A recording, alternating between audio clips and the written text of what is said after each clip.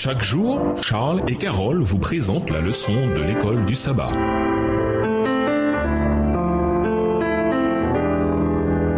Bienvenue dans votre émission Dieu nous parle. Nous réagissons de mercredi, toujours attentif à son alliance. Le thème du jugement de Dieu soulève une question importante. Comment le peuple de Dieu pourra-t-il être en paix avec Dieu et avoir l'assurance du salut au moment du jugement? Lisons Psaume 94, verset 14, Psaume 105, verset 7 à 10 et Daniel 7, verset 22. Psaume 94, le verset 14. Car l'Éternel ne délaisse pas son peuple, il n'abandonne pas son héritage. Psaume 105, verset 7 à 10. L'Éternel est notre Dieu, ses jugements s'exercent sur toute la terre. Il se rappelle à toujours son alliance, ses promesses pour 1000 générations, l'alliance qu'il a traitée avec Abraham et le serment qu'il a fait à Isaac. Il l'a érigé pour Jacob en loi, pour Israël en alliance éternelle. Daniel 7, le verset 22. Jusqu'au moment où l'Ancien des jours vint donner droit aux saints du Très-Haut, et le temps arriva où les saints furent en possession du royaume. Le peuple de Dieu est en sécurité car le Seigneur a placé sa demeure en Sion. Psaume 76, versets 2 et 3. Et il a établi son alliance éternelle avec eux qui sont son patrimoine. Psaume 94, verset 14, Psaume 105, verset 8 à 10.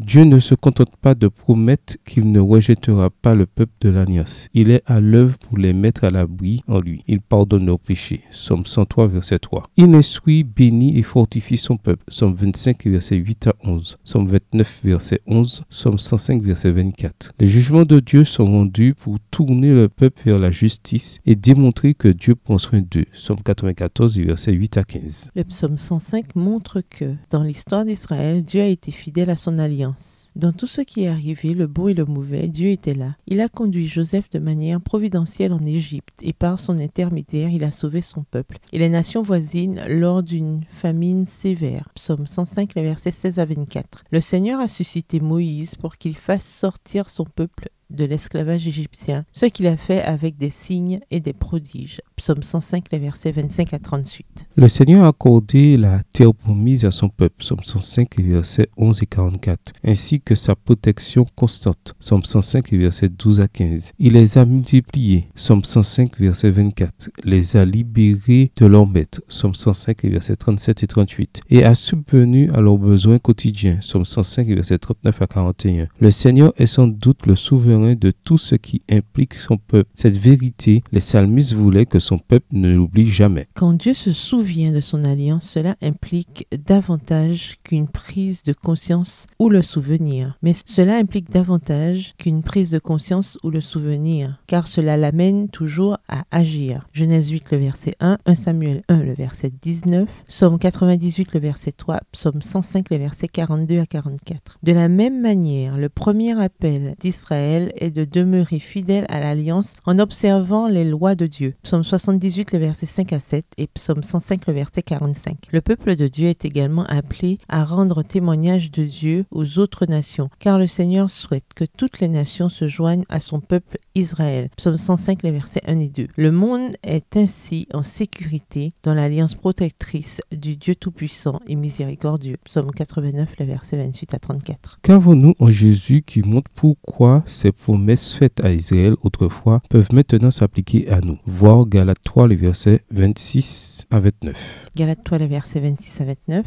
Car vous êtes tous fils de Dieu par la foi en Jésus-Christ. Vous tous qui avez été baptisés en Christ, vous avez revêtu Christ. Il n'y a plus ni juif ni grec, il n'y a plus ni esclave ni libre, il n'y a plus ni homme ni femme, car tous vous êtes un en Jésus-Christ. Et si vous êtes à Christ, vous êtes donc la postérité d'Abraham, héritier selon la promesse. Au revoir. Et à demain si Dieu veut.